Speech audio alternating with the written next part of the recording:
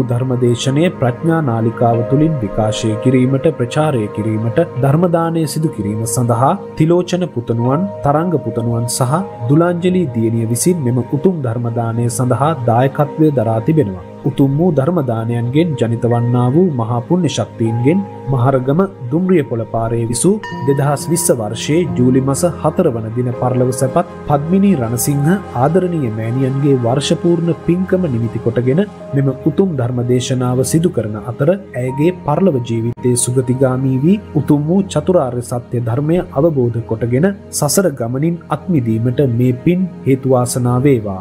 දායකත්වයේ දරූ සැමගේ ප්‍රවේණිගතව පරලොව සැපත් සියලු ඥාතීන්ට මේ පින් අනුමෝදන් වී උතුම් ධර්මාවබෝධය පිණිස හේතු වේවා. මේ උතුම් වූ ධර්මදේශනාව ශ්‍රවණය කරන්නා වූ ලෝකවාසී සියලු දෙනාගේ ධර්මාවබෝධය පිණිස මේ උතුම් ධර්මදානය හේතු වාසනා වේවා කියා බලාපොරොත්තු වෙනවා. එසේම වේවා කියා ආශිර්වාද කරනවා. නමෝ තස්ස භගවතෝ අරහතෝ සම්මා සම්බුද්දස්ස නමෝ තස්ස භගවතෝ අරහතෝ සම්මා සම්බුද්දස්ස නමෝ තස්ස භගවතෝ අරහතෝ සම්මා සම්බුද්දස්ස අවිජ්ජාගතා භික්ඛවේ පජා අවිජ්ජාරතා අවිජ්ජා සම්මුදිතා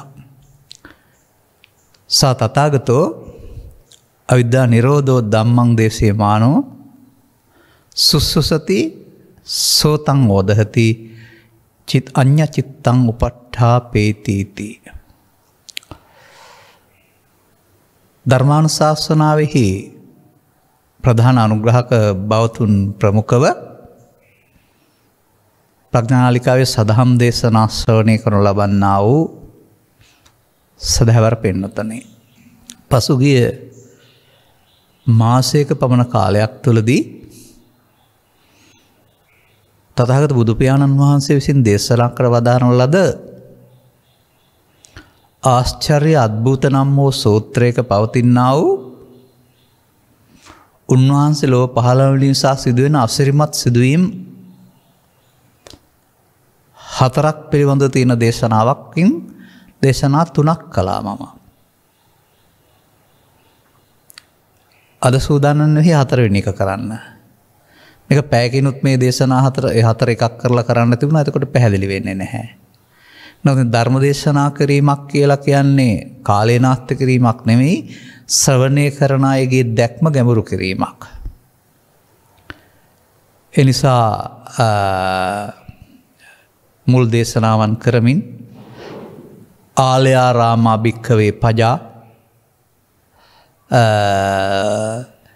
අනුපස්සනාරාමා භික්ඛවේ පජා භවාරාමා භික්ඛවේ පජා ප්‍රජාවගේ පැත්ත පිළිබඳව බුදුන් වහන්සේ පහළ වෙන්න පෙර හිටපු චරිත උන්වහන්සේ විවරණය කරලා අනතුරුව බුදුවරයෙක් ලෝ පහළ වීම තුළ සිදුවෙන්න ඕන ආශ්චර්ය අద్భుත සිදුවීම ගස්වැල් වල නෙමෙයි මිනිස්සුන්ගේ සිත්වල සිදුවෙන්න ඕන දෙයක් විදිහට පැහැදිලි කළා.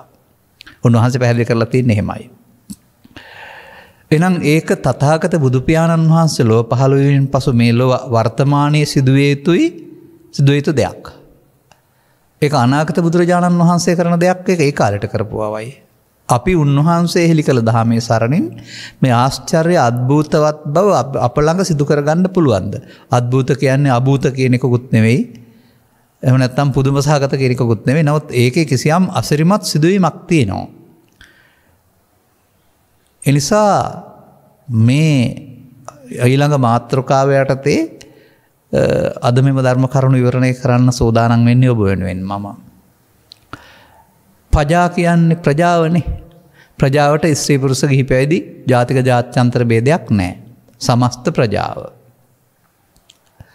බුදුවරයෙක් හමු නොවන ධර්මයේ නොයැටෙන පවේ සිට ධානය දක්වා නැත්තම් පිනහරහා ඔය ගත කරන සමාජයේ සමස්තයම ප්‍රජාව. ප්‍රජාව හංවඩුවක් ගහ ගන්නවා අපි තාමත් පෘථග්ජනයි කියලා. ඕක ආඩම්බරෙන්ඩ කාරණයක් නෙමෙයි. බුද්ධෝත්පාදයක සද්ධර්ම ශ්‍රවණය කරලා නැති කර ගන්න ඕන දෙයක්. නමුත් මේක මහලොකු ආඩම්බර කාරණයක් විදිහට තමයි කියන්නේ. ඒ නිසා මේ ප්‍රජාවට සිදුවී තිබෙන මේ අසාධාරණය කවුරුත් කරපු අසාධාරණයක් නෙවෙයි. නමුත් සැපසේ ජීවත්වෙන්ට කැමති අයට ජීවත්වෙන්නම ගිහින් ජීවිතය දුක විසින් ආක්‍රමණය කරන තැනට පත්වීමමයි අසාධාරණය. මේකට සමාජයේ ඉතින් අවුවට වැස්සට පින්නට පාලකයින්ට බඩුමිල ඉහළ යාමට නොයෙක් අයට දොස් පවරන්න පුරුදු වෙලා තිබෙනවා. ඒක තමයි ඒ අර බුදුන් වහන්සේ වදාළ ධම තේරුම් නොගත්ත ප්‍රජාවගේ හැටි.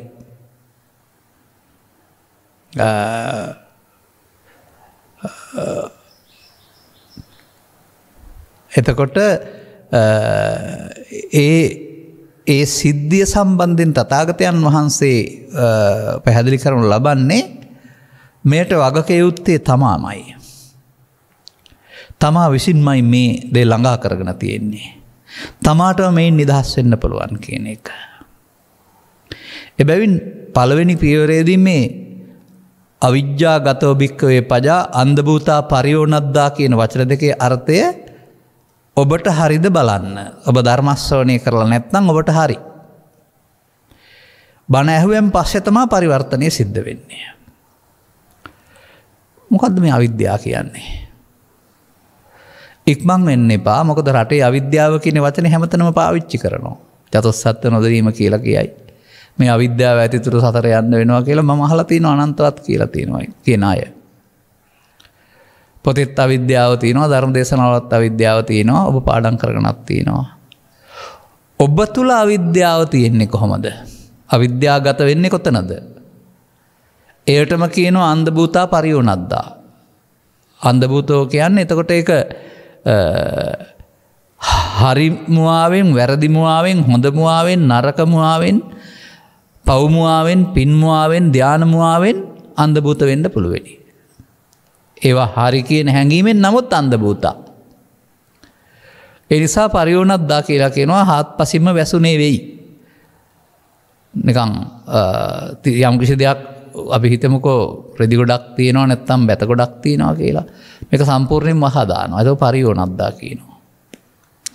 ඒ වගේ අඳුරු වූයේ වෙයි ප්‍රජාව. මේ ප්‍රජාවට තනි නමක් තියෙනවා දේශනාවල. පෘථග්ජන. පෘථග්ජන නම් අනිවාර්යයෙන්ම වචනින් අවිද්‍යාව දැනගත්තට අවිද්‍යාව දන්නේ නැහැ. අන්න ඒක තේරුම් ගන්න. ඒ අන්ධ භූතා පරියෝනද්දා අවිජ්ජාගතා කියන එක තේරුම් ගන්න ඕන. සා තථාගතෝ ඒ සමාජයට අවිද්‍යාව විනයේ අවිද්‍යාව හික්මවා ගැනීම කැනීම සඳහා නැත්නම් විද්‍යාවට පත්වීම සඳහා ධම්මං දේශීය මානේ ධර්මං දේශනා කරද්දී කරන විට සුසුසති අන්න බුදුවරුන්ට නැත්නම් දේශකින් වහන්සේලාට සවන් දෙන්න ඕන. ඒ සුසුසති කියන කාරණෙන් ලැබෙනා වූ අවබෝධයට තමයි සුතමේ ප්‍රඥාව කියන්නේ. සෝතං ඕදහති නිකන් අහලා බෑ කන යොමු කරනවා. එතකොට ඒක Tamanගේ දැනීම දැක්ම බවට පත් කරගන්නවට කියනවා චින්තාමේ ප්‍රඥාව කියලා. අඤ්ඤා චිත්තං උපට්ඨපේති සිතයේ ඒ අනුගමනය කරන්නට යොමු කරනු ලබනවා. ඒකට කියනවා භාවනාමේ ප්‍රඥාව කියලා. එතකොට මේ අර අවිජ්ජාගතෝ යම් ප්‍රජාවලට සුතමේ ප්‍රඥාවක් නැහැ, චින්තාමේ ප්‍රඥාවක් නැහැ, එහෙනම් භාවනාමේ ප්‍රඥාවක් නැහැ. එනිසා මේ බුදුවරු හෙළි කරන රහස ඔබ තුලින් තේරුම් ගන්න උත්සාහ කරන්න. එහෙම නැත්නම් ඔබ අන්ධ භූතා පරියෝනද්දා යටතේදී සාමාන්‍යයෙන් අපි කියමුකෝ මෙහෙම කෙනෙකුගේ ඇස් ගැට ගහලා තියෙනවා. ලෙහන්න බෑ. යන්න කියනවා කැමති තැනකට. ඉතින් එයාට දිවි ලෝකේ යන්න ඕන වුණාට එහෙම නැත්නම් ගෙදර යන්න ඕන වුණාට යන්න බෑ. යන්නේ පේන්නේ නැතුවනේ කොහේ හරි වැටෙයි ගිහින්. ඒ වගේ මේ අවිද්‍යා අන්ධකාරයේ ගමන් කිරීම නෙමෙයි සිදු වෙන්නේ සත්‍යයට. ඒකනේ විද්‍යා උදපාද කියලා පෙන්වන්නේ. ඉතින් ඒ නිසා මෙතන ඉඳලම මම මේ අවිද්‍යාව පෙන්වන්නම්. එතකොට ඒක දුරු කරගන්න අවිද්‍යාව විනයනේ ධර්ම දේශනා කරලා තියෙන්නේ. ඔබ පුද්ගලයෙක් නේද? ස්ත්‍රී හෝ පුරුෂ නේද? ගිහි හෝ පැවිදි නේද? ළමා මව්කුසින් බිහි වුණා නේද? ජීවිතාසානයේ මරණයටපත් වෙනවා නේද? එතෙක් කල් ජීවත් වෙන්න ඕන නේද?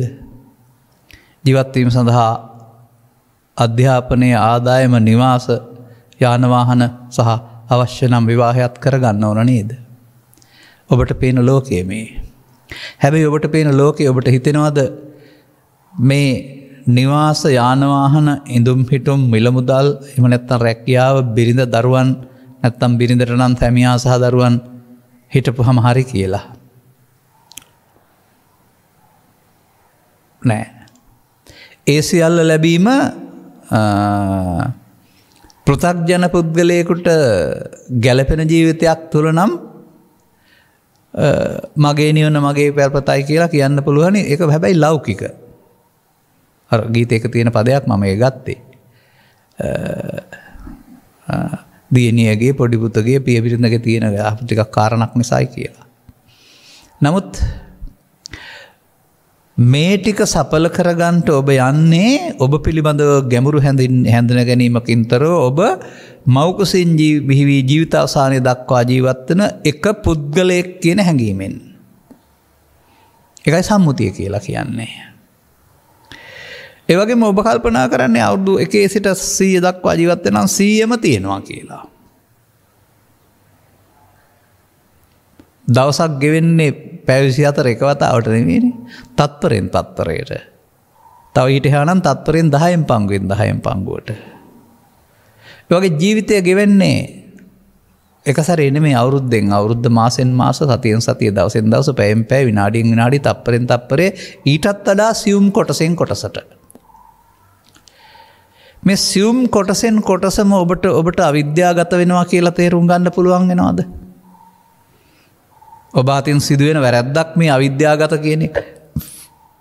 ඒක පෘථග්ජන අය දන්නේ නැහැ.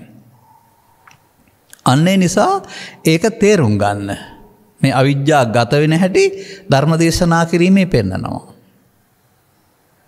නමුත් අපිට මේකට ලං වෙන්න පොඩි අපහසුයක් තියෙනවා. මන්දයත් අවිද්‍යාවන චතුස්සත්ත්‍ය දනීම කියලා වචනයක් ඉගෙන පාඩම් කරලා විභාගයට ලියනවා. අපි ඉතින් දැන් දන්නවා කියලා හිතන් වෙනවා අවිද්‍යාව.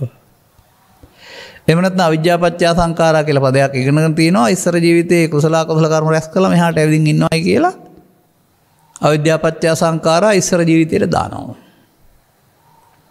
දැන් ඉස්සර ජීවිතේට යන්න බෑනේ අපිට. ඒ නිසා ඒ අවිද්‍යාව සංසිඳවන්නත් බෑ. මේවා තමයි මේ සමාජයේ තියෙන ගැටලු. නමුත් ඔබට තේරුම් ගන්න පුළුවන් නම් මේ අවිද්‍යාවගත වීම, අන්ධභූත වීම, පරියෝනද්ද වීම කියන එක ඔබ අතින් දැන් සිදු වෙනවා කියලා. එහෙනම් ඒ සිදු වෙන වරද්ද හදාගන්නටත් ඔබට වීරියක්, උත්සාහයක්, මගක් තියෙන්න ඕන නේද? තේරුම් ගන්න ඕන කාරණාව.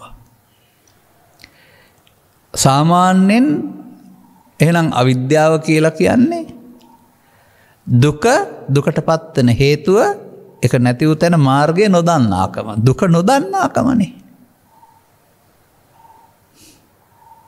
අවිද්‍යාව කියලා කියන්නේ. එහෙනම් චතුස්සත්‍ය පිළිබඳ අවබෝධයක් නැති හැමෝටම අවිද්‍යාව තියෙනව නේද? පෘථග්ජන කියන හැමෝම අවිද්‍යාව තුළ නේද ඉන්නේ?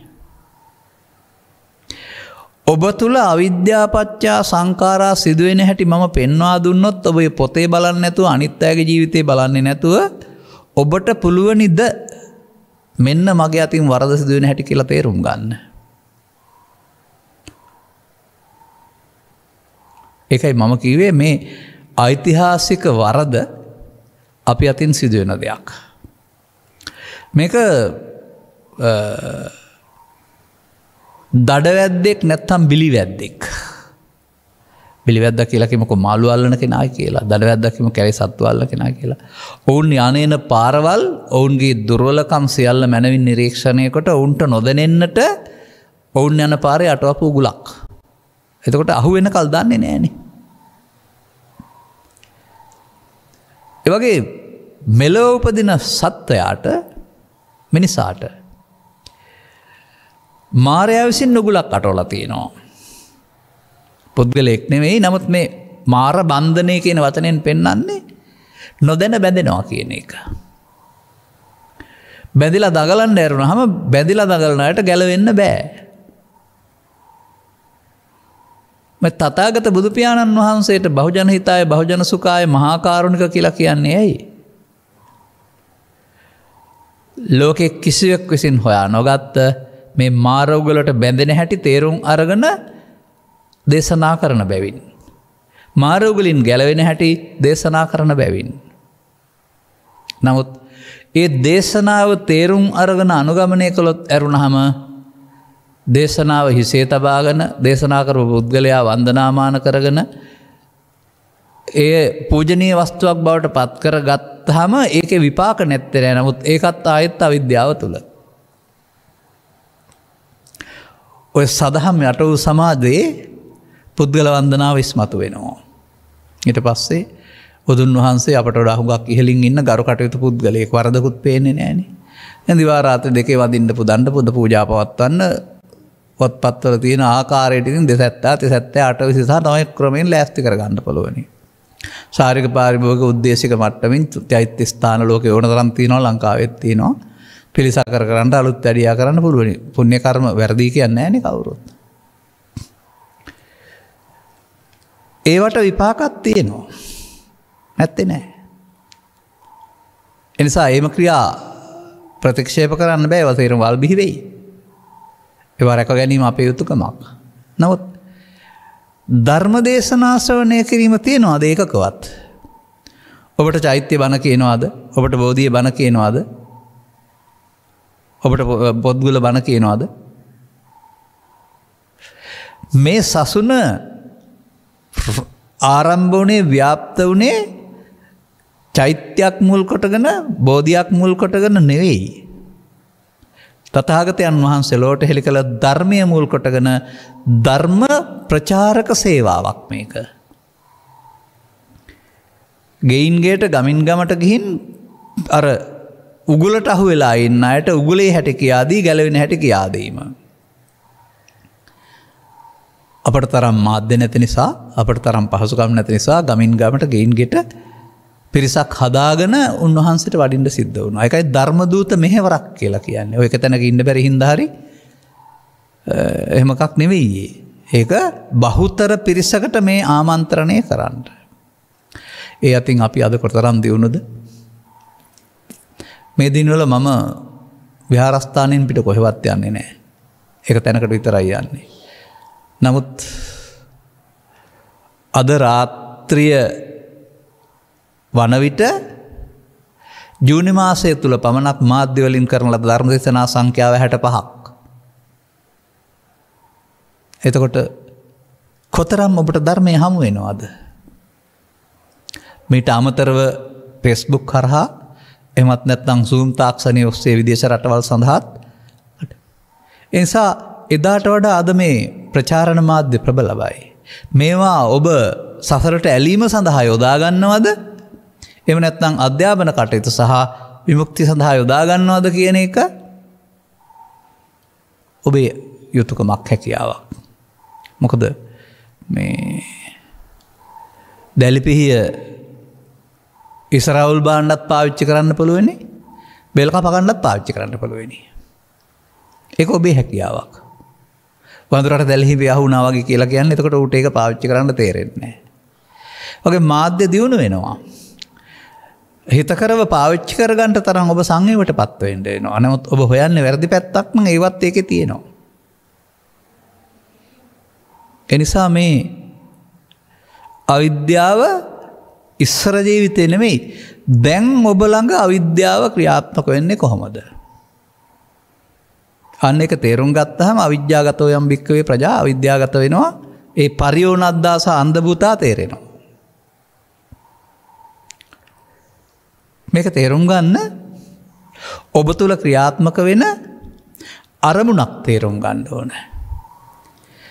අරමුණ තේරුම් ගන්න අරමුණු ගන්න ඇසෙන් කනෙන් නාසයෙන් දිවෙන් කයෙන් සහ සිතින් කියලා තේරුම් ගන්න ඕන. තේරුම් ගත්තේ නැතුවම ඔබ කරන්නේ ඇසෙන් කනෙන් නාසයෙන් දිවෙන් තමයි. අරමුණ තුළ තමයි. නමුත් ඒක දැක්මකින් තොරව මම කරනවා කියන හැඟීමෙන් ඔබයි මේ කරන්නේ කයෙන් වචනෙන් කියලා මේක සිත කරනවා කියලා තේරුම් ගන්නේ නැහැ. ඒ නිසා සිත වෙන් වූ කයට මොනවාවත් කරන්න බෑ. ඊර්ෂ්‍යා කරන්න බෑ, පලිගන්න බෑ, කයවත් ක්‍රියාත්මක කරන්න බෑ, භාවනා කරන්න හොඳ නරක මොකුත් කරන්න බෑ. එහෙනම් කයෙන් වචනෙන් මේ සියල්ල කරන්නේ සිත. ඒ සිත ඒ මොහොතට ඇසට, කනට, නාසයට, දිවට, කයට අනුගත වෙනවා. එහෙම නැත්නම් කය වචනට නැතුව සිතට අනුගත වෙනවා. වෙලා යම් දෙයක් කරනවා. ඒ සිතේ සිදුවෙන දේ පෙනෙන්නේ නැහැ ඇහැට. අන්න සුසුසති අවශ්‍ය වෙන්නේ ඒකයි. ඒ සිදුවීම තථාගතයන් වහන්සේ මැනවින් විග්‍රහ කරලා තිබෙනවා. අපි ඒක උන්වහන්සේ ගාව සිදුවන සිදුවීමක් විදිහට බලන්නේ නැතුව. එදා කෙනෙක් ගාව සිදුවන සිදුවීමක් විදිහට බලන්නේ නැතුව. අපි ළඟ මෙතෙක් සිදුවන සහ වෙමින් පවතින දේ වශයෙන් තේරුම් ගන්න. එතකොට ඔබට අවිද්‍යාව ඔබ ළඟ තියෙන බව තේරේවි. මේක සංයුත්ත නිකායේ කන්දක වර්ගය තුල, සංයුත්ත නිකායේ සලායතන වර්ගය තුල, විශේෂයෙන් පටිච්චසමුප්පාද සූත්‍රවල 100 ගණනක් සූත්‍රවල තියෙනවා. නමුත් මේක පෙන්වන්න ඕන නිසා මට ඒක ගන්න වෙනවා. මේක සිදු වෙලා ගත වුණ කාලය තුළ. ඒ නිසා ඔබට ඒ පැත්ත හදන්න තියෙනවා. දැනුත් සිදුවෙමින් පවතිනවා. ඔබ ළඟ සිදුවෙමින් පවතිනවද කියලා ඉගෙන ගන්න. අන්න ඒක තමයි අර සුසුසුති වල තේරුම් ගැනීම. එතකොට ඊට පස්සේ ඒක කල්පනා කරලා සම්මස්සන ඥාණයෙන් තේරුම් ගැනීම තුළ තමයි සෝතං ඕදහති සිද්ධ වෙන්නේ. ඊට පස්සේ අවිද්‍යාව විනය තථාගතයන් වහන්සේ දේශනා කරලා තියෙනවා. ඔබට එහෙනම් අවිද්‍යාව ශික්ෂණයට පත් කරගන්න, අවිද්‍යාව දුරු කරගන්න පුළුවන් වෙනවා. මිනිසාගේ ජීවිතයේ අවිද්‍යාපත්‍ය සංඛාරා, බුදුන්ගේ ඉගැන්වීම අවිද්‍යා නිරෝධයෙන් සංඛාර නිරෝධය වචන දෙකකට ගත්තොත්, හතරකට ගත්තොත්. අවිද්‍යාපත්‍ය සංඛාරා පොතෙන් පාඩම් කරන අවිද්‍යාව නිසා මිනිස්සු කුසල අකුසලම රැස් කරයි කියලා කියනවා. ලියවුවහම හරි විභාගේ ලකුණුත් හරි උපාධියකුත් හම්බ වෙයි අදාළ විදිහට. නමුත් ඒ නිසා මේ කුසල අකුසල කර්ම රැස්වීම නතර වෙනවද? නැහැ. ඒ නිසා අපි ඒක අපි ළඟ ඇස තුල, කන තුල, නාසය තුල, දිව තුල, සිත තුල මොහොතක් මොහොතක් පාසා සිදුවෙන මේ වරද නැත්තම් ප්‍රමාදය ඉගෙන ගන්න ඉස්සර වෙලා. අපේ දේශනාවල පවතිනවා අඩියෙන් අඩියට ගමනක් යන්නාසේ කිලෝමීටර් 10ක් 100ක් ගියත් ඕක හැමතැනම නෑ. එක අඩියක් මාරු කරනකොට අනිත් අඩිය උඩ. හැම විටාම එක අඩියක් උඩ විතරයි මිනිස්සෙක් ඉන්නේ කකුල් දෙකක් තිබුණාට. අනිත් එක තියෙන තුරුම අරක උඩ ඉන්නේ. ඒක තිබ්බහම මේක ඉස්සෙලා තියෙනකොටම. ඒ වගේ අපි මේ ජීවිතේ ගත කරන එක වර්තමාන මොහොත තුල ඉන්නේ. ඒ වර්තමාන මොහොතේ සිත මොකද්ද? ඒක අපට බුදුවරු ඇරුණාම තව කවුරුත් කියලා දෙන්නේ නැහැ. ඒ නිසා අපි ඒක ඇති වෙන පීඩාවන්ගෙන් මග අරින්න ආර්ය නොවන පිළිවෙත් පාවිච්චි කරනවා සමාජයේ. මේ Tamanට මුහුණ දෙන්න සිදුවෙනා වූ දුක් පීඩාවලින් අත මිදෙන්න සල්ලි තිබුණොත් පුළුවන් වෙයි, මාලිගා තිබුණොත් පුළුවන් වෙයි, මත්පැන් බීවොත් පුළුවන් වෙයි, කුඩු බීවොත් පුළුවන් වෙයි, කෙලස් ඈත් කරන භාවනාවක් කළොත් පුළුවන් වෙයි කියලා මෙහෙම ක්‍රම පාවිච්චි කරනවා. මේ වර්තමානයේ තුල ගෙවල් වලට වෙලා ඉන්න සිදුවීම තුල විශේෂයෙන් සාමසාධක හමුදා පාරට සහ ඒ තැන් වලට කොටවීම තුල, ගම් වලට නොපැමිණීම තුල මේ රජ යන වරදක් නම් තියෙනවා. පොලිසිය හෝ සුරාබදු දෙපාර්තමේන්තුව හෝ අනිත් අය වැඩි අවධානය යොමු කරන්න මීට වඩා හානියක් සිදු වෙමින් පවතිනවා මං හිතන හැටියට. මා තේරුම් ගත්ත ධර්මයට අනුව මත්පැන් පානයට නිල බලපත්‍ර කියලා එකක් දෙන්න බෑ. ඒකත් වැරදි. මිනිස්සු පිස්සු කරන මරණයට පත් කරන රෝගීන් කරන එක කවුද පිළිගන්නේ? සදාචාර සම්පන්න සමාජයක. ඒ නිසා බලපත්‍ර සහිත මත්පැන් කියලා දෙයක්වත් බුදු සමයේ තියෙන්න බෑ. නමුත් බලපත් රහිත හොරසුරා කියන එක දැන් පැතිරිලා ගම්වල හරියට. බීමත් මිනිසුන්ගෙන් බිරියන් දරුවන් වද විඳිනවා. සමාජයේ වද විඳිනවා. ඒ පාප කර්මයට මැදිහත් වෙන මිනිස්සු ආගමික ලේඛලයක් ගහගත්තට අපාය යන්න පාරවල් හදා ගන්නවා. අපට කියා දීම පමණයි කළ යුතු හැක්කේ. පොලිසියෙන් පනිනවා වගේ පනින්නත් බෑ. ඒ වගේම මේ නවත්තන්න කියනවා ඇරුණාම ඊට එහා ක්‍රියාමාර්ග අපට ගන්න බෑ. තමන් තේරුම් ගන්න ඕන තමන් මේ අවස්ථාවේ ආදායම් අඩුකමක් තියෙන නිසා සල්ලි හොයන්න වෙන්නේ නැති කරන්නේ. නමුත් අර එක්තරා ඇමතිවරයෙක් වගේ ආදායම් නැති නිසා නිල බලපත්‍රයක් දෙන්න කියලා ඉල්ලුවාගේ මත්පැන් වලට අපට බලපත්‍ර දෙන්න බෑ මේ වැඩේට. අනිවාර්යෙන් අපි දන්නවා මේකෙන් මිනිස් මනසයි සමාජයයි පරිහානිය කරා වලපල්ලටමයි යන්නේ. සෞඛ්‍යයෙන් පිරිහෙනවා අධ්‍යාත්මිකයෙන් පිරිහෙනවා. ඒ නිසා ඒකට මොනම බලපත්‍රයක්වත් කාටවත් දෙන්න බෑ බුදුදහමට අනුව. ඒ නිසා අවශ්‍ය ක්‍රියාමාර්ග ගන්න වෙයි. ශීඝ්‍රයෙන් පැතිරී යන මත්වදුරින් දරුවන් සමාජයේ ගලවා ගැනීම සඳහා මේ සමස්ත සමාජයට පාලකයින්ට පොලිසියට සුරාබදු දෙපාර්තමේන්තුවට ඔක්කොටමයි කියන්නේ. වෙන කරන්න දෙයක් නැහැ. අපි යමු ඔය අවිද්‍යාවක් තුළ සිදුවෙන කාරණා. ඒක අපි ඊට පස්සේ බලමු අපි ළඟ සිදුවෙන හැටි. මේක බුදුන් වහන්සේ ලස්සන දහම් පෙළකින් පෙන්වලා තියෙන්නේ. ඒක ඔබට තේරෙන්න ඕන. ඇස තුළ, කන තුළ, නාසය තුළ, දිව තුළ, සිත තුළ ඕන එකක් තුළ සිදුවෙන ආකාරය තේරුම් ගන්න. එහෙමයි ඒක පෙන්වලා තියෙන්නේ ගැඹුරු දහම් පෙළක් විදිහට. ඒ නිසා මේ මොහොතේ මේක සිදුවෙනවා. ඒක අපි යන පාරේ හැටි. අපට උපතින් ලැබුණ පෘථග්ජන භාවයක් කියලා එකක් තියෙනවා බොහෝ දෙනාට. අර ජාතිසෝතාපන්නයෙක් හැරුණොත් එහෙම ඒ හැමදෙනාම ලෝකේ තියෙනවා, අපි ඉන්නවා, ලෝකේ තියෙන දේවල් අපිට සැප තියෙනවා, මේවෙන් ටිකක් වැඩිපුර අයිති කරගත්තාම සැප තියෙනවා කියලා මෙහෙම සංකල්පයක් හදාන තමයි ඉන්නේ. එනිසා නීතිය කියන කාරණා ඉක්මවා යමින් මේවා අයිතිපත් කර ගැනීම සඳහා සදාචාරයේ සාමය මොකක්වත් නැතුව තම තමන් ක්‍රියාත්මක වෙනවා. මේ නිසා මිනිසාගේ සිත කය වචන මෙහෙවන දුෂ්ට බලවේගයක් චිත්ත අභ්‍යන්තරයට ඇතුළු වෙනවා. ඒකට කියනවා ලෝභය, දේශය, මෝහය කියලා. ඒවට කියනවා මාර හමුදාව කියලා. මාර බන්ධනය කියලා. ඔබ මාර බන්ධනය විසින් මෙහෙවන කෙනෙක්ද? එහෙනම් ඔබ අවිජ්ජාගතෝ යම් භික්ඛවේ පජා අන්ධ භූතා පරියෝනද්දා. ඒ පාරේද ඔය හොයන්න හදන්නේ.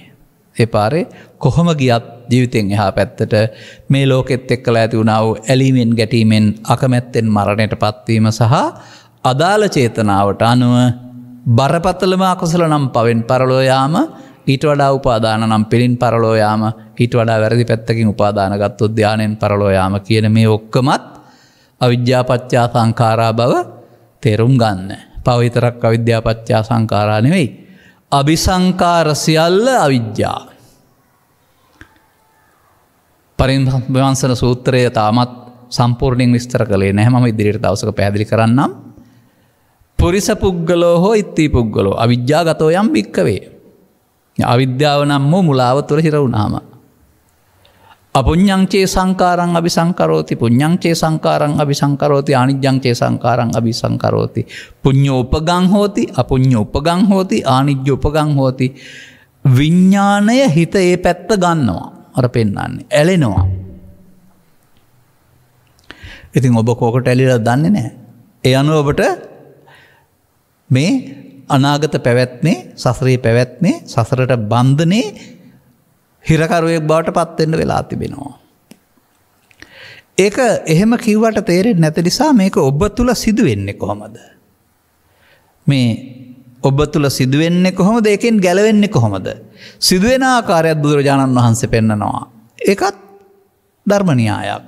ඊට පස්සේ ගැලවෙන ආකාරය පෙන්නනවා. අන්න මේ දෙක තේරුම් ගත්තාම උණ වැරද තේරුම් අරගෙන දැන් ඒ වරද නොකරන්නට මාරු කරන්න වෙනවා ප්‍රතිපදාව. අන්න ඒ ඒ බුදුන් වහන්සේ ලෝ පහළ වෙමින් එලකලා වූ සත්‍ය අනුගමනය කරමින් තමන් අතින් සිදුවෙන වරද හදා ගනිමින් තමන් හොයන සැප නිවැරදි ආකාරයෙන් ලබා ගන්නට මාර්ගය ගන්න කෙනා. මේ සමාජයේ විශාල පිරිසක් ඉස්සරහා අත උස්සන්න කිව්වොත් මම සැප හොයන්නේ නැති කෙනෙක් කියලා කවුරුත් අත උස්සන්නේ නැහැ. සියලුම දෙනා සැප හොයන්නේ.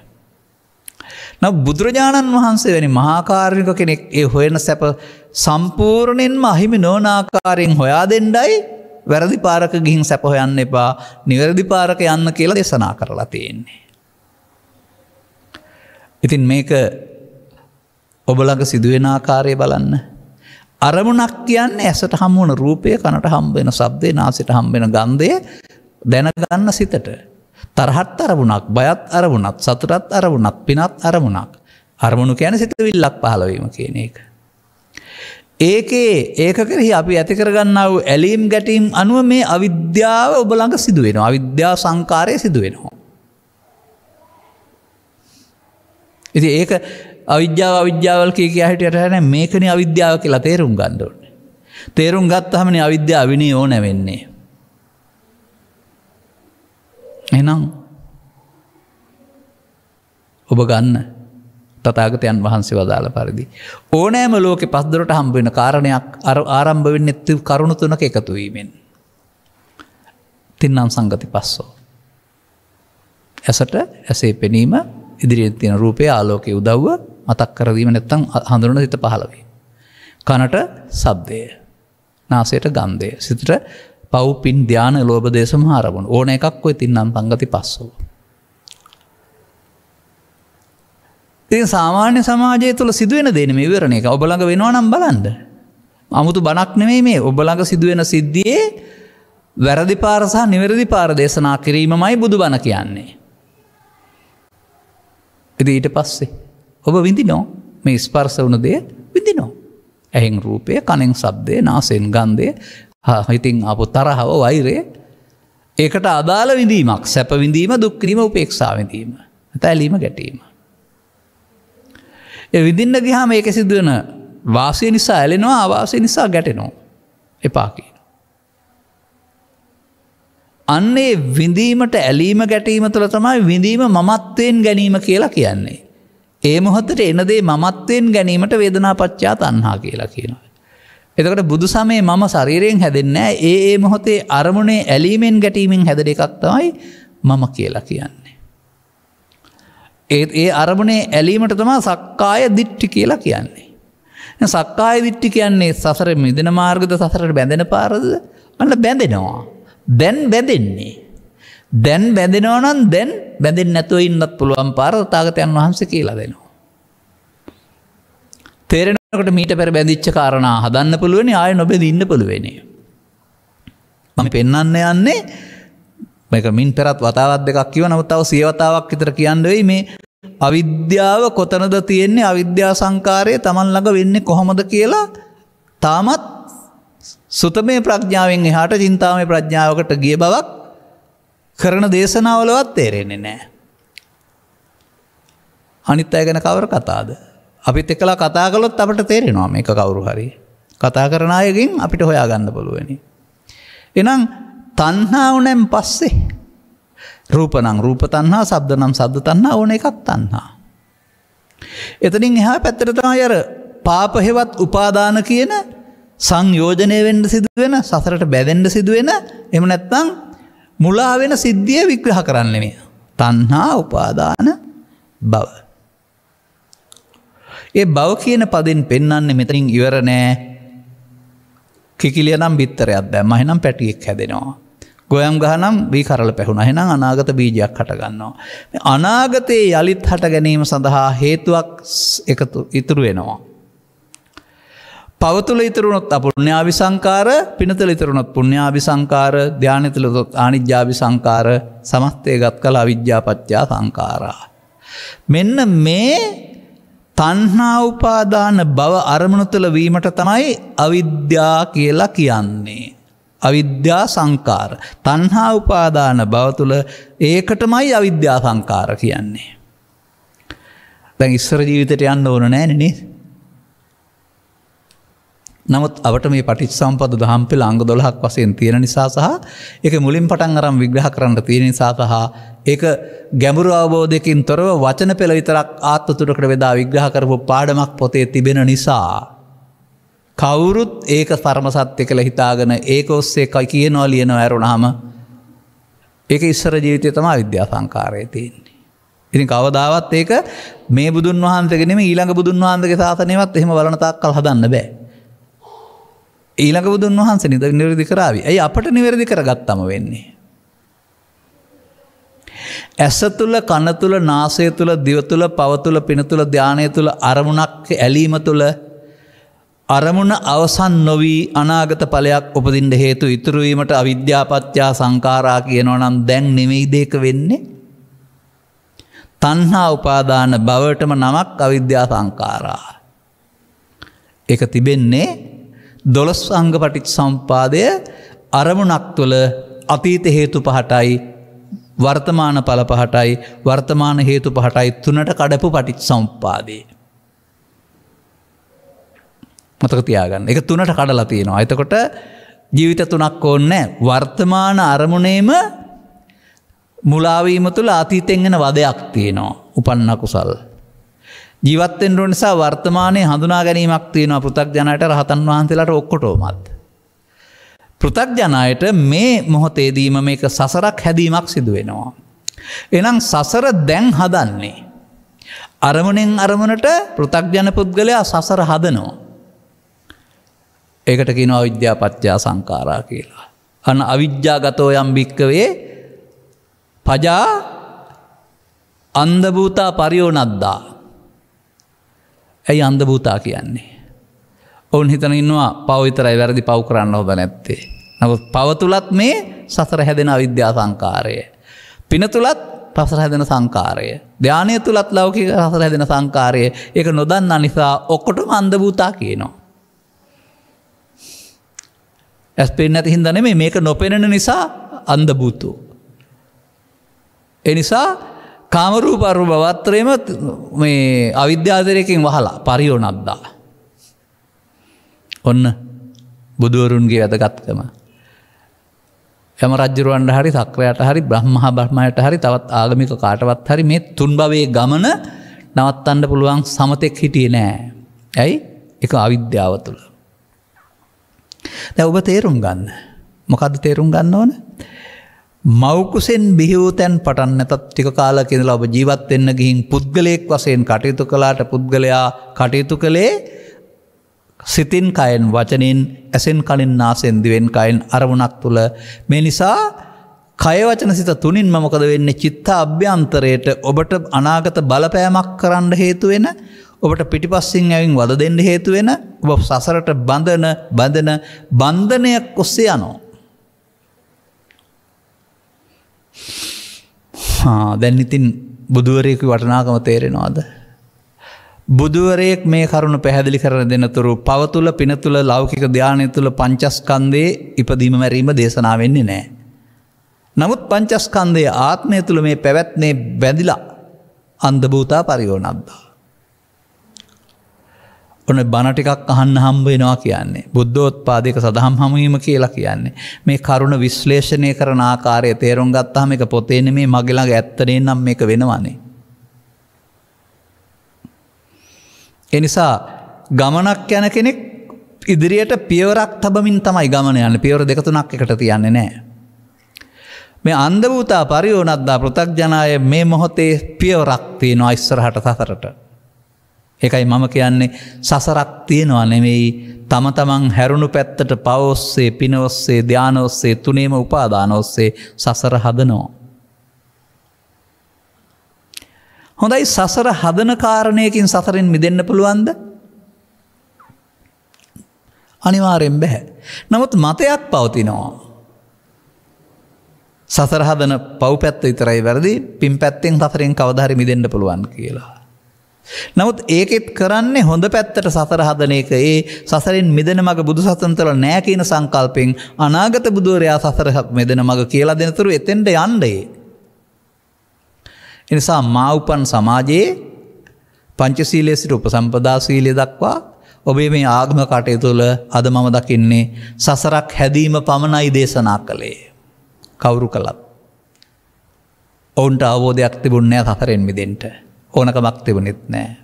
ඒ මොකද අන්ධ භූතා පරියෝනද්දා 100%ක්ම පාහේ පෘථග්ජන සමාජයක්. නමුත් එහෙම හැමදාම තියෙන්නේ නැහැ. තථාගතෝ භික්ඛවේ අරහං සම්මා සම්බුද්ධෝ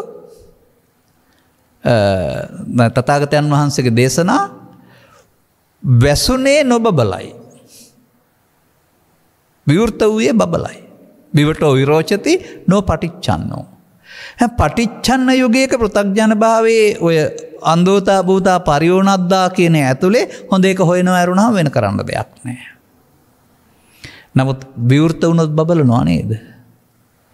හොඳයි උපසම්පදා භික්ෂුවක් හොයාගන්න බැරි අවුරුදු 350කට ඉතිහාසයේ සංඝරාජ නාහිමියන් උපසපන් බව අරන් ඇවින් එදා සිට අද දක්වා භික්ෂු පරපුරක් අවුරුදු 350ක් තිස්සේ තනිව පුද්ගලයෙක් නෙමෙයි මේ ප්‍රඥාවක් මොහුකුරා යාමක් නේද තියෙන්නේ දිනු කර ගැනීමක්.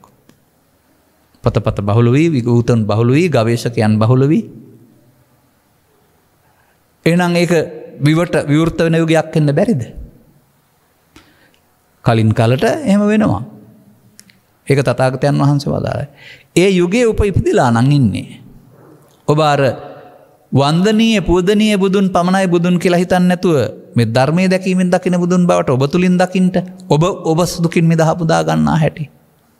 අර වන්දනීය පූජනීය බුදුන් අර සතරක් හදන ගමනේ අනාගත බුදුන් හමු වෙන්න යන්න ඒක ඊටා විශාල ලෙස පැතිරී ගිය බැවින් ඒම පරම සත්‍ය කියලා පිළිගන්නවා සමාජය.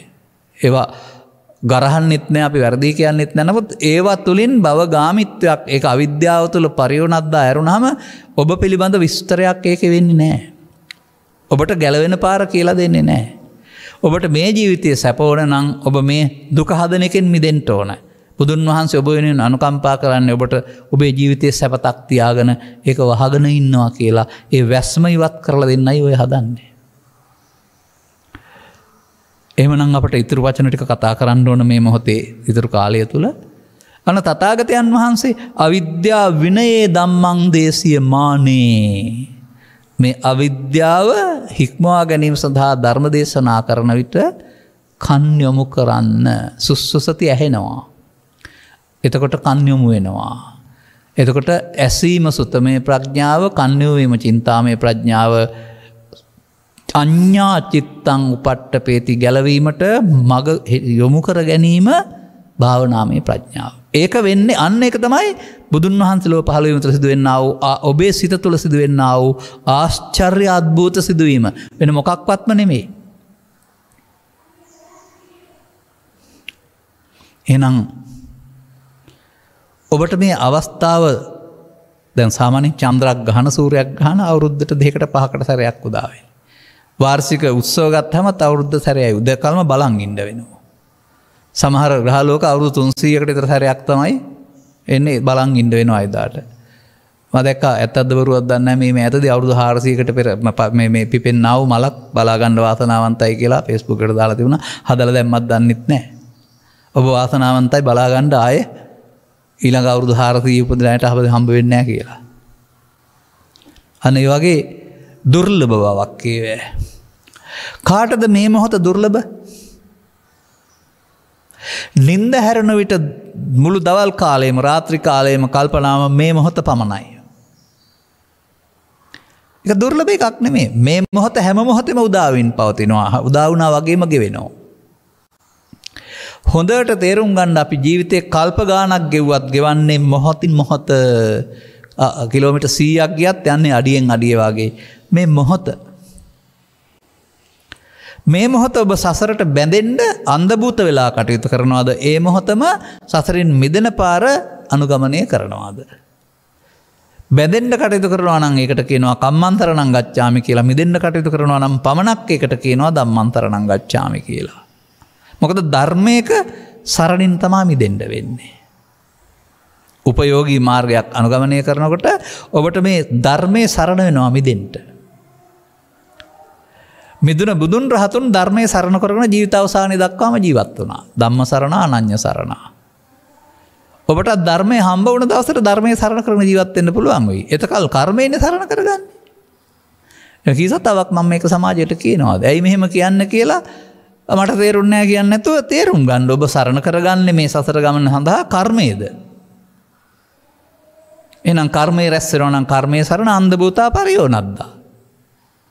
කර්මයේ ෂේ වෙනවා නම් කර්මයේ ෂේ වෙනකොට ධර්මයේ සරණ හම්බ වෙනවා. එනිසා අර දරුවන් යහපත් සමාජයේ හදන ආකාරයෙන් ලෝකේ ධර්ම දේශනා ඕන තරම් දේශකින් වහන්සේලා අත තියෙනවා. මමත් මේ සරල දෙයට යන්න ඕන නෑ. ගැඹුරුම තැනින් කරුණු පැහැදිලි කිරීම හොයන අය සඳහා කරන්න ඕන. මොකද ඒක තමයි මතු නොවුන කොටස. ඒක පැහැදිලි කරන්න නැවත නැවත අහනකොට තමයි මට හමු වෙලා තියෙන මගේ ශ්‍රාවක පිරිස් කියන්නේ 50ක් 60ක් අහනකොට තමයි තේරුනේ මේ ප්‍රවිෂ්ඨ වෙන්න මේ අනුගමනීය ප්‍රතිපදාවට ප්‍රවිෂ්ඨ වෙන්න ලැබෙන්නේ තේරුණාම කියලා. ඉතින් ඒකම තමයි සුතවන්ත සූත්‍රයේ පෙන්නන්නේ. සුතවතා කෝපනායස්මා මහා කොට්ටිත සාරිපුත්ත කතමේ ධම්මා යෝනිසෝ මනසිකාරය. බණහල ඉවරුණා නම් මොකද කරන්න ඕනේ? බණ ඇහුලා ඉවරුණා නම් භාවනා කරන්න ඕනේ. අර වෙන්න ඕන දේ සිදුවෙමින් පවතින දේ තේරුම් ගැනීම සුතමේ ඥානයක් තුළනේ. ඊට පස්සේ අනුගමනීය ප්‍රතිපදාවකට තමයි යන්න ඕනනේ. ඒකනේ අර බණ ඇහුවනම් කියලා කියන්නේ. එනිසා බුදු සමය තුළ උන්වහන්සේ වදාළ දේ තේරුම් ගැනීම තුළ අපි අනුසෝතගාමී ප්‍රතිපදාවේ අන්ධ භූතා පරියෝනද්දා වෙලා ඉන්න හැටි තේරෙනවා. දැන් එයින් ගැලවෙන්නට පාර තථාගතයන් වහන්සේ පෙන්නවා මේ පාරේ මම යනවා. යන්න තේරෙන්න ඕන නේද? එනිසා අපි ඒක තේරුම් ගන්න බලමු. මේ අර සිද්ධියමයි ඇසේ කනේ නාසයේ වර්තමානයේ මොහොතේ සිදුවෙන සිද්ධියමයි මේක තුලින් අපට ගැලවෙන්න බැරි මේ උගුලට අහු වෙනවා. මං කිව්ව එකයි ආකාර තුනකින් බිලිවැද්ද නැත්නම් මස් වැද්දා උගුලට වල තියෙනවා. පවෙනුත් උගුලට වල තියෙනවා, පිනුත් උගුලට වල තියෙනවා, ලෞකික ධානයත් උගුලට වල තියෙනවා. ඒ නිසා එකට වඩා එකක් හොඳ හිරගෙදරටම යනවා. ඔය මම උදාහරණයක් ඉදිරිපත් කරලා තියෙනවා ඉස්සර කාලේ. ඒ කාලේ දුම්රියනුත් ගියා දැන් යන්නේ නැහැ. මොකද දැන් ධර්ම දේශනා සඳහා විතරක් කරන නිසා. ඒ දුම්රිය මට මතකයි පන්ති 3ක් තියෙනවා. කොහෙන් ගියත් ගමනාන්තයට. හැබැයි පන්ති අය කිරීම වෙනස්. සැප සහ පහසුකම්ත් වෙනස්. 3 වෙනි පන්තිය, 2 වෙනි පන්තිය, 5 වෙනි පන්තිය. මම හිතන්නේ 3 වෙනි පන්තියට වඩා 2 ගුණයක් 2 වෙනි පන්තියේ, 3 වෙනි පන්තියට 3 ගුණයක් වෙන ඇති 5 වෙනි පන්තියේ. සැප හොඳයි. නමුත් ගමනමයිනේ. ඒ වගේ පවේ උපාදානය තුළ දුගතිගාමිත්වය, පිනේ උපාදානය තුළ කාමසුගතිගාමිත්වය, ධානය උපාදානය තුළ ධාන වලින් භවගාමිත්වය මේ සංසාර කෝච්චියයි. ඔය මායයට වල තියෙන උගුල. ඉතින් මිනිස්සු මේකට වඩා අරක හොඳයි කියලා ඒක යන්න පෙරම් පුරනවා. බුදුවරයෙක් පහළ වී භව නිරෝධගාමී ප්‍රතිපදාව මිනිසුන්ට දේශනා කරන්නේ බුද්ධෝත්පාදයක් තුළ වෙන කොහෙදිවත් ඔක හම්බ වෙන්නේ නැහැ. අවස්ථාව මග ඇරියා. මුලාවේ තරම පස්සේ හම්බ වෙයි කියලා හිතාන. මව්කුසකින් බිහිවී මෙතෙන්ට පැමිණෙන යහපත් මව්පියන්ගේ දරුවෙක් වීම කියන එක කොතරම් දුර්ලභ දැයි වරක් නොව දහස්වරක් සිතා බලත්වා. ඔබ ලෝකෙට ආවාට මේ ලෝකයේ අද දරුවන්ට මේ ලෝකෙට එන්න දෙන්නේ නැතුව උපත් පාලනම් වූ මගඩියක් කරන බව තේරුම් ගනිත්වා. උපදින්න හදන කෙනත් මරා දමන බව තේරුම් ගනිත්වා. සසර කොතරම් භයානකද. ඔබේ මව්පියන් ඔබට එන්න දුන්නා. දන්නේ නැතිකම නිසා හරි. තවත් මේ රට ලෝකෙත් තියෙනවා එහෙම එන්න දෙන වළක්වන්න නැති ආගම්. නමුත් දියුණු තාක්ෂණය තුළ යොදාගන්නේ අල්ලස විඳින්න පමණයි වගකීම පැහැර හරින්න. මම මේ කියන වචනේ තේරුම් ගන්න. යුග දිවිය තුළ ලැබෙන්නා වූ ආස්වාදයේ අල්ලසයි. ඒකේ වගකීම තමයි දරු පරපුරක් දැරීම. අද දරු පරපුරක් දැරීම අතහැරලා අල්ලස විතරක් බාර ගන්න ලෑස්ති. ඉතින් මේවා දියුණු තාක්ෂණය වුණාට කල්පනා කරලා බැලුවාම මේ මිනිසුන් රාගාධික, ද්වේෂාධික, මෝහාධික, කාමාධික වෙලා පිරිහෙනව ඇරුණාම මේ හොඳ පාරවල් නෙමෙයි එකක්වත්. ඒවා ක්‍රමානුකූලව පාලනය කරගෙන තුරන් කරගන්නව ඇරුණාම වඩන්ට දේශනා කරපු ධමයක් නෙමෙයි බුදු සමය. නිසා ඒ ඔය එක පාරක් තුලවත් මම දකින්නේ නැහැ මේ අධ්‍යාත්මික සුගතියක් තියෙනවා කියන එක. ඔබ කියන සූදුව වැරදි කියලා. ලොකු සූදුවක් තියෙනවා මේ රටේ කවුද කතා කරන්නේ? මට මතකයි මගේ අවුරුදු 15 කාලේ මේ සූදුවට රුපියල් 750යි වැය කරන්න ඕනේ. ලක්ෂයක් හම්බ වෙනවා. එච්චරයි තිබුණේම ලංකාව පුරාම. අද මේ අතරතුර මම මොකුත් දන්නේ නැහැ. ඔය නිකන් අහම්බෙන් ධර්ම දේශනා කරන්න ටීවී channel මාරුවට හැමදාම තියෙන්නේ ලොතරැයි අදින එක. හැමදාම දිනපතාම තින්නේ. දැන් ඉතින් රටම හොරෙන් සූදුවකට යමු වෙලා නේද? දිනු වෙනවද? ඒක ආදායම් මාර්ගයක් වුණා රජයට. එක්කෙනෙකුට තෑග්ගක් හම්බුනාට අනිත් ඔක්කොම අද මම ගෙදරට සුර සැප දෙනවා, හෙට මම ගෙදරට සුර සැප දෙනවා, අද රෑ ලුණු මිරිසෙන් ගත වෙනවානේ. දිනයි කියලා හිතාන ඉන්නවා ලැබෙයි කියලා. ලැබෙන්නේ එක්කෙනෙකුට.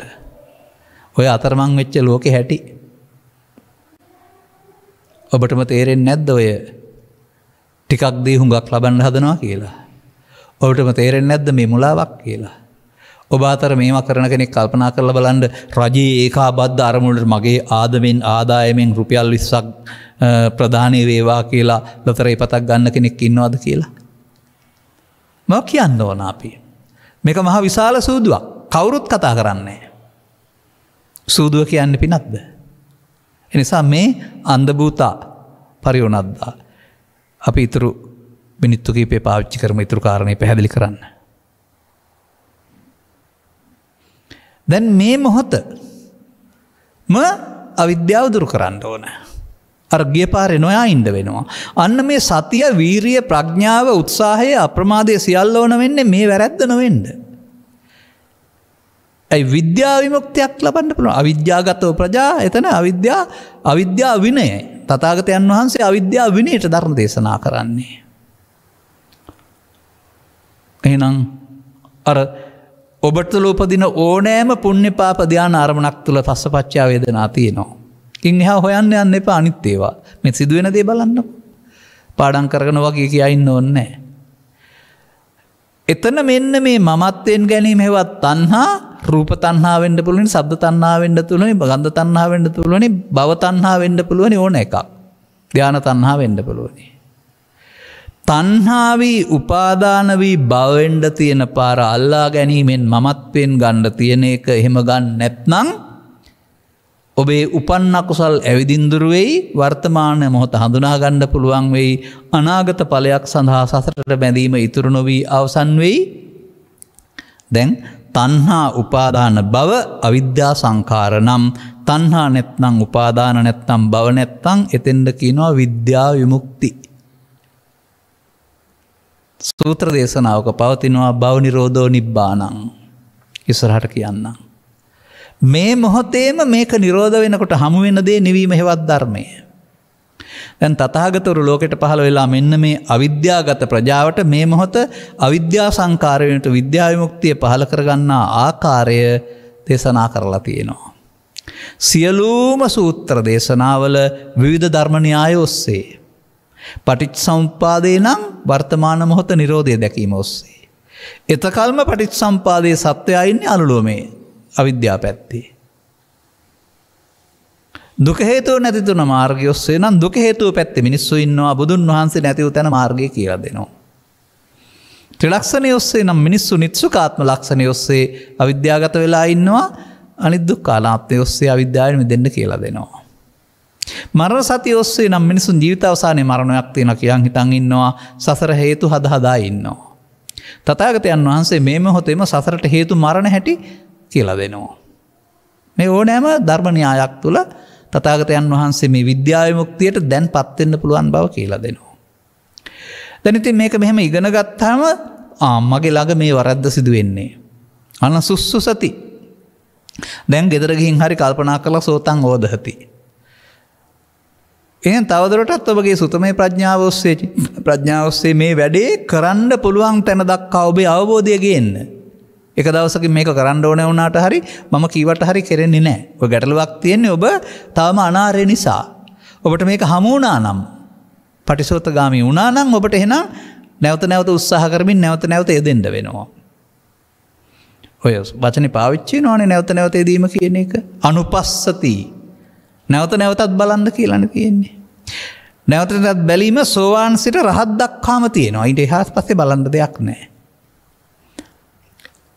එනිසා මේ කරුණ තේරුම් ගැනීම තුළ ඔබ හැම දෙනාට මෙන්න මේ සිද්ධිය තමයි මේ අපි ළඟ තියෙන සිද්ධිය තමයි අවිද්‍යාගතෝ යම් භික්ඛවේ පජා අන්ධ භූතා පරියෝනද්දා.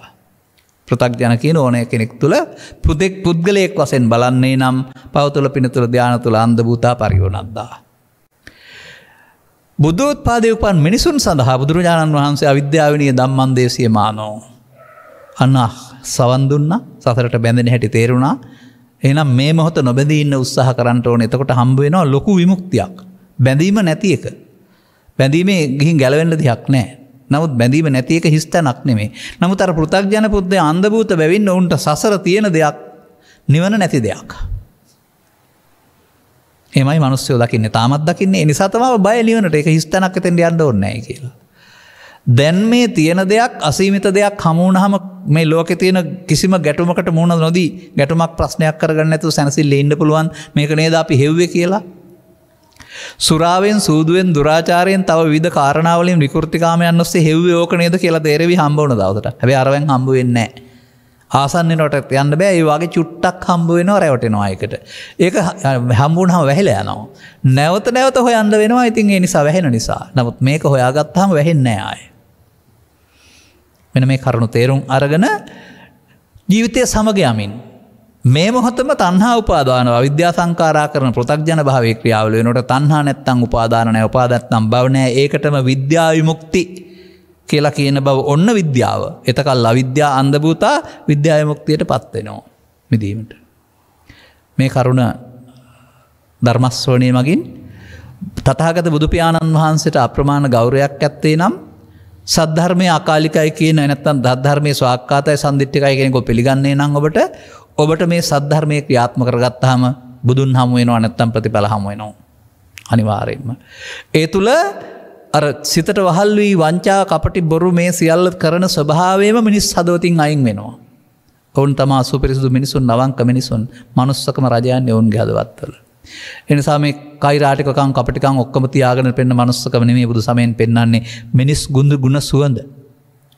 ඒ දුක් ගෙනත් දෙන ක්ලේශ ධර්මයන් මරා දැමීම තමයි මේ විද්‍යා විමුක්තිය කියලා කියන්නේ. එතකොට හැම වෙනම මිදීමනේ විමුක්තිය කියන්නේ. ක්ලේශ දුක්ඛයන්ගෙන් මිදීම. ධම්මස පාදා ගැනීමට ඔබට මෙම කරුණු පැහැදිලි කිරීම උපනිශ්‍රේවා හේතු ආසනාව වේවා කියන සුභාශිංසනයේ ප්‍රාර්ථනා කරමින් මම ධර්මානුශාසනාව මෙසේ අවසන් කරනු ලබනවා. ධර්මානුශාසනාව නාලිකාව තුළින් විකාශනය කිරීම සඳහා සදහැවැර දායකත්වයේ දරනු ලබන්නේ තිලෝචන පුතණුවන්, තරංග පුතණුවන් සහ දුලාංජලි දියණිය විසින්. ඔවුන් ඉන්නේ කොහෙද කියන මොකුත් අවශ්‍ය නැහැ. බලාපොරොත්තු වෙන දේ බලන්නකෝ. අරමුණු මහරගම දුම්රියපොළ පාරේ 2020 ජූලි මාස 4 වෙනි දින පරලොස් සපත්වන්ට දෙනා වූ පද්මිනි රණසිංහ ආදරණීය මෑණියන්ගේ වර්ෂ පූර්ණ පින්කම නිමිති කොටගෙන මෙම උතුම් ධර්ම දේශනාව සිදු කරන අතර ඇයගේ පරලෝ ජීවිතය සුගතිගාමී වී මතෝපදිනා ජීවිතයක උතුම් වූ චතුස්සත්‍ය ධර්මය අවබෝධ කරගෙන සසර ගමනින් අත්මිදීමට මේ පින් හේතු වාසනාව වේවා. මේ වචනේ මම දැම්මා සුගතිගාමී උතුම් වූ චතුරාර්ය සත්‍ය කියන වචනේ පාවිච්චි කරන්නේ නැතුව පින් අනුමෝදන් විය හැකි තැන්නම් පින් අනුමෝදන් වී මිනිස්සු වශයෙන් උපත ලබාමයි මේ සිද්ධිය සිද්ධ වෙන්නේ. අප සැමගේ ප්‍රවේණිගත වී මේ පරලෝසපත් සියලු ඥාති වර්ගයා ගෞරවයෙන් සිහිපත් කරන අතර පින් අනුමෝදන් කරගනිත්වා. ඔවුන්ටත් උපදින මතු භවයකදී සද්ධර්මාවබෝධයේ අවශ්‍ය මංපෙත් කරගන්නට ලැබේවා. මේ උතුම් ධර්ම දේශනාව ශ්‍රවණය කරන්නා වූ ලෝවාසී සියලු දෙනාටම ධර්මාවබෝධය පිණිස මෙම උතුම් ධර්ම දානයේ හේතු වාසනා වේවායි කියලා ප්‍රාර්ථනා කරනවා. ඒක තමයි වෙන්න ඕන දේ. එබැවින් ධර්ම දානයක් දීම තුළින් ජනිත කරගත්තා වූ ආනිසංසයන් මත පිහිටා පරලෝසෙපත් ඔබගේ ආදරණීය මෑණියන් වන පද්මිනි රණසිංහ ඇතුළු කොට ඇති පරලෝසෙපත්වන්ට දෙනා වූ සියලු දෙනා ගෞරවයෙන් සිහිපත් කරන්න. ගෞරවයෙන් සිහිපත් කරන්න බාධාවක් නැහැ. පින් කැමති කෙනෙක් ඔබ ළඟ සිටී නම් සම්බන්ධ වෙන්න පුළුවනි නම් පින් අනුමෝදන් කරන ඒ ජීවිතයේ පිනින් මදව පිනින් සපුරා ගනිත්වා. ඒක පරදත්වූපී ජීවිතයක් ඒ ජීවිතයක් එයින් අතමිදෙන්න ඕන ඒකේ කර්ම ඉවර වෙලා. එවිට යලිත් මව්කුසක උපත ලබා යහපත් පවුලක උපත ලබා ජීවිතයේ මුලදීම කල්යාණ මිත්‍ර සේවනය ලබා සද්ධර්මයේ මුණ ගැසී අනුගමන ප්‍රතිපදාවකට පත්වීම තුළින් බුද්ධෝත්පාදයේ ඉක්මවා නොයා සකල දුක්ඛයන්ගේ නිමාවන්නා උතුම් නිර්වාණ සෝයෙන් සැනසෙන්නට අවශ්‍ය ධර්මාවබෝධය පිණිස මෙම ධර්ම දානයේ හේතු වේවායි ප්‍රාර්ථනා කරන්න. දරුවන් වශයෙන් ඔබට මෙලෝ ජීවිතයේදීම ධර්මයේ තේරුම් ගන්නට ලැබීම තුළ ජීවිතේ වාසනාවන්ත කර ගන්නට ලැබේවා. රැකියා ආදී කටයුතු අනාගත බලාපොරොත්තු සඵල කර ගන්නට ලැබේවා. රෝග පීඩා දුරු කර ගන්නට ලැබේවා. කල්‍යාණ මිත්‍ර සේවනයේ ගැඹුර වටහා ගන්නට ලැබේවා. ත්‍රිලක්ෂණය වැනි දහම් පදයකින් පටිච්චසමුප්පාද නිරෝධය වැනි දහම් පදයකින් අවිද්‍යා නිරෝධය වැනි දහම් පදයක් අනුගමනය කරන්න ඕන ආකාරය වටහා ගන්න ලැබීම තුළින් ඔබටත් සකල දුක්ඛයන්ගේ නිමාවන්නා වූ ඔබ හොයන්නා වූ නිවීම සැනසීම ධර්මයේ සරණින් හොයා ගන්නට මෙම ධර්මාවබෝධයේ හේතු වේවායි සාදු කියලා ප්‍රාර්ථනා කරන්න. සබ්බීතියෝ විවජ්ජන්තු සබ්බ රෝගෝ විනස්සතු මාතේ බවත් අන්තරායෝ සුඛී දීඝායුකෝ භව හැම දිනාටම තෙරුවන් සරණයි. රාගක්ඛයෝ නිබ්බානං